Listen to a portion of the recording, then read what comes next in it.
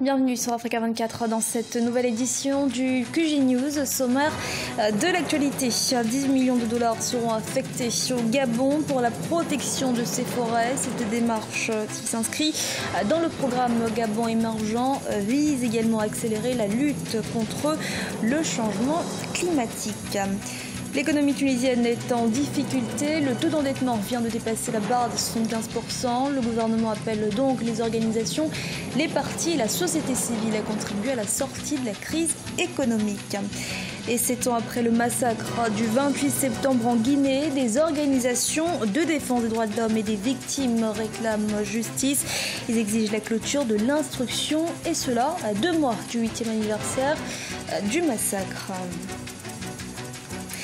Mais d'abord en République démocratique du Congo, la marche du mouvement citoyen La Lucha, prévue ce lundi 31 juillet à Kinshasa, la capitale, n'a finalement pas eu lieu. Elle a été dispersée par les forces de l'ordre alors qu'une trentaine de militants se réunissaient pour se diriger vers le siège de la CENI où ils devaient exiger la tenue des élections avant le 31 décembre prochain. Plusieurs militants ont notamment été interpellés.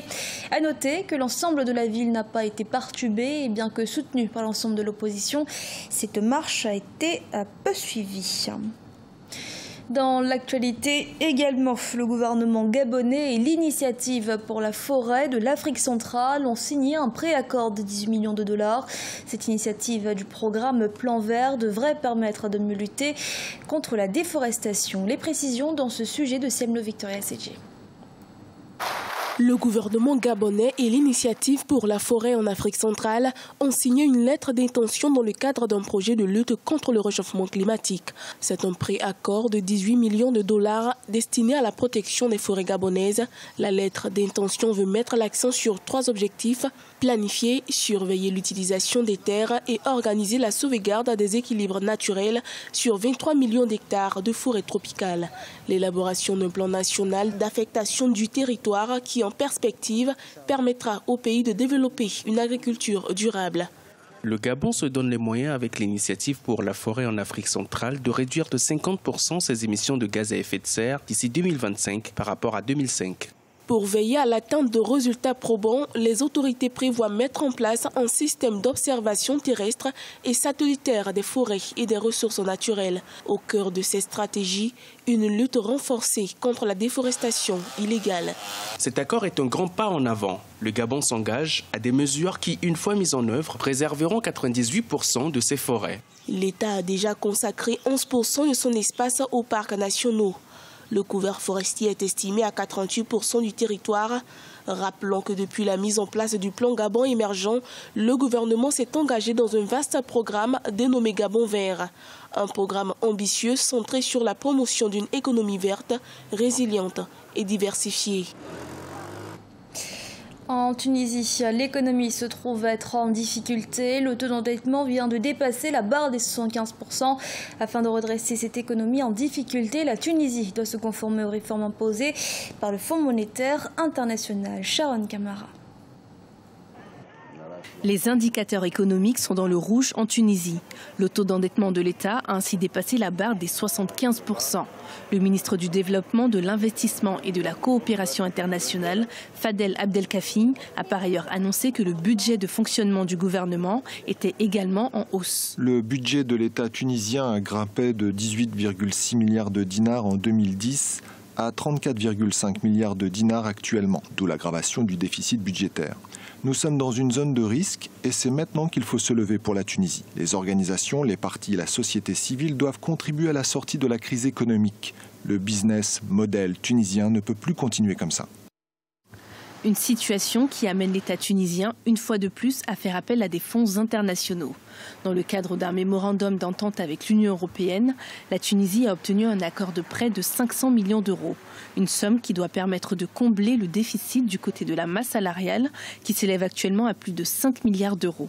Il faut d'abord comprendre que toute situation de non-croissance, de non-création de richesse nationale, de non-bénéfice des entreprises publiques est une situation qui se paye quelque part. La première chose à faire de la part du gouvernement est de mettre en place un budget de relance sérieux crédible et finançable. Les aides internationales apportées à la Tunisie lui imposent également des contreparties, et notamment l'obligation de suivre un programme de réforme économique en accord avec le Fonds monétaire international qui lui a apporté en 2016 un soutien financier de 640 millions d'euros. Ce 4 août 2017, la deuxième phase des accords de partenariat économique entre le Cameroun et l'Union européenne entre en vigueur.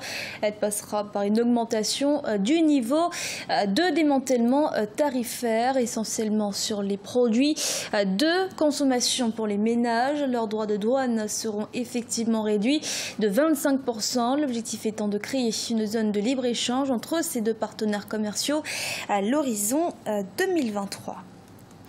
Et en Guinée, cela fera bientôt 8 ans qu'a eu lieu le massacre du stade de Conakry. Mais depuis, les victimes n'ont toujours pas obtenu justice. Les 4 ONG de défense des droits humains, dont l'Organisation guinéenne des droits de l'homme et la Fédération internationale des droits de l'homme, également partie civile dans cette affaire, ont animé une conférence de presse ce vendredi. Ils dénoncent la lenteur de la procédure. Deogressa Sopodo. La Fédération internationale des droits de l'homme et d'autres associations, notamment l'Organisation guinéenne de défense des droits de l'homme, réclament la clôture de l'instruction judiciaire sur les massacres de 2009 et ce, avant le 28 septembre 2017. Celle-ci avait été entamée en février 2010. Plus de 7 ans après, les défenseurs des droits humains, les familles et proches des victimes estiment que la justice guinéenne doit prendre ses responsabilités et sanctionner les auteurs d'un massacre qui avait coûté la vie à 157 personnes à Conakry. Les victimes réclament cette justice depuis 2009 jusqu'à nos jours. Il faudrait qu'on arrive à clôturer l'instruction et qu'on aille au procès de sitôt. On espère bien que les autorités vont nous entendre et ils vont faire ce que nous attendons d'eux.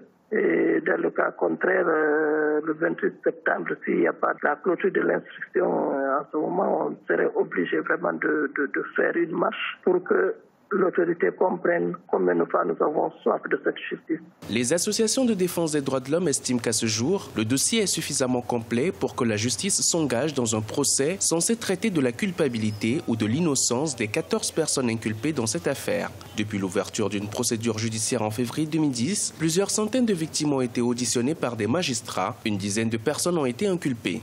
C'est un procès concernant des crimes contre l'humanité. Nous voulons la justice, qu'elle se fasse maintenant. Mais une justice juste et équitable. Le ministre de la Justice a pris l'engagement que le procès aura lieu cette année ou en début de l'année 2018. Nous estimons que le procès peut s'ouvrir en fin 2017 ou vers le mois de mars 2018, voire même mai 2018. Pour les associations de défense des droits de l'homme, un éventuel procès sur les massacres du 28 septembre 2009 sera une première étape indispensable pour combattre les violences politiques récurrentes en Guinée. Parmi les personnes inculpées figurent de hauts responsables militaires. Ce journal a été réalisé par l'ensemble de la rédaction. Merci de l'avoir suivi. Restez sur Africa 24 pour une nouvelle édition de l'actualité.